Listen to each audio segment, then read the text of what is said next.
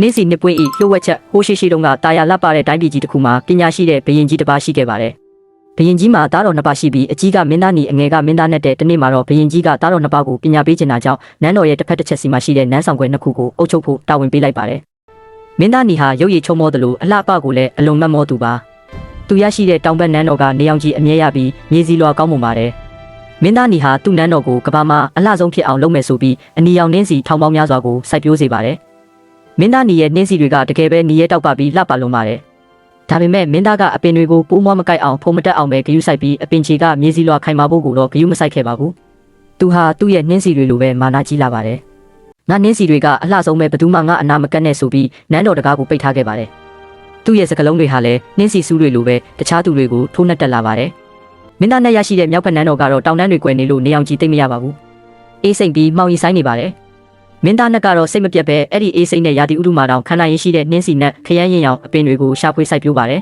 ။နှင်းစီနဲ့တွေကပွင့်ဖို့ခက်ခဲပါတယ်။မင်းသားနဲ့ဟာနေရောညပါအပင်တွေကိုဂယုစိုက်ရပါတယ်။ဒီလိုနဲ့မင်းသားနဲ့ဟာတီးခန့်ခြင်းနဲ့ဆွဲရှိခြင်းကိုတင်ယူခဲ့ရပါတယ်။သူ့ရဲ့နှင်းစီတွေကနေရောင်မရှိပေမဲ့အမောင်ထဲမှာတော့မွေးကြိုင်တဲ့ရနံ့ကိုထုတ်ပေးနိုင်ပါတယ်။မင်းသားနဲ့ဟာသူ့စီကိုလာတဲ့ပြည်သူတွေကိုလည်းရင်းရင်းနှီးနှီးကြိုဆိုပြီးနှင်းစီနဲ့လေးတွေလက်ဆောင်ပေးတတ်ပါတယ်။တညမှာတော့ကောင်းကင်ကြီးတစ်ခုလုံးမှောင်မဲသွားပြီးပြင်းထန်တဲ့မုန်တိုင်းကြီးကြားရောက်လာပါတယ်။လေပြင်းတွေကနန်းတော်နှစ်ဆောင်လုံးကိုတရားချမ်းတိုက်ခတ်ပါတော့တယ်။မင်းသားညီရဲ့နန်းတော်မှာအပေါ်ရန်အလှပကိုပဲပြုပြင်ထားတဲ့နှင်းစီနီတွေဟာလေတံကိုမခံနိုင်ပဲအမြင့်ကနေကျွတ်ထွက်ကုန်ပါတယ်။မင်းသားနဲ့ဟာလည်းမုန်တိုင်းကြားထဲမှာပြည်သူတွေကိုဘေးကင်းရာကိုပို့ဆောင်ပေးရင်းရဲရဲဝံ့ဝံ့ရင်ဆိုင်ခဲ့ပါတယ်။မုန်တိုင်းပြီးနောက်တစ်နေ့မှာဘရင်ကြီးရောက်လာပါတယ်။မင်းသားညီကတော့နွမ်းနယ်နေတဲ့နှင်းစီပွင့်ဖက်တွေကိုကင်ပြီးငူနေတော့မှာပဲ။ဘရင်ကြီးကသားတော်နှစ်ပါးကိုခေါ်ပြီးမိန့်ကြားလိုက်ပါတယ်။ချစ်သားတို့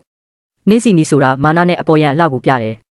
အခြေအနေကောင်းနေချိန်မှာလှပနေပေမဲ့အခက်ခဲနဲ့တွေ့ရင်ပျက်စီးလွယ်တယ်။နှင်းစီနက်ကတော့အသီးခံခြင်းနဲ့အတွင်းစိတ်ခိုင်မာမှုကိုပြတယ်။အမောင်ထဲမှာပွင့်ရပေမဲ့မှုရနံ့ကိုမစုံဘူးမုံတိုင်းတံကိုလည်းကြက်ကြက်ခံနိုင်တယ်။မင်းတို့လည်းနောက်တစ်ချိန်တိုင်းပြည်ကိုအုပ်ချုပ်တဲ့အခါနှင်းစီနီလိုမာနမကြီးပဲနှင်းစီနက်လိုခံနိုင်ရရှိတဲ့စိတ်ဓာတ်မျိုးမွေးမြူကြရမယ်။အဲ့ဒီနေ့ကစပြီးမင်းသားညီဟာသူ့ရဲ့မာနတွေကိုဆွတ်လွတ်ပြီးညီတော်စီကနေကြန့်ခိုင်တဲ့စိတ်ဓာတ်ကိုတင်ယူခဲ့ပါတော့တယ်။အပေါ်ရန်အလှပတ်ထက်အတွင်းစိတ်ရဲ့ကြန့်ခိုင်မှုကပိုအရေးကြီးပါတယ်။ခက်ခဲတွေကိုတီးခံကြော်ဖြတ်သူဟာနောက်ဆုံးမှာအောင်မြင်မှုကိုရရှိပါတယ်။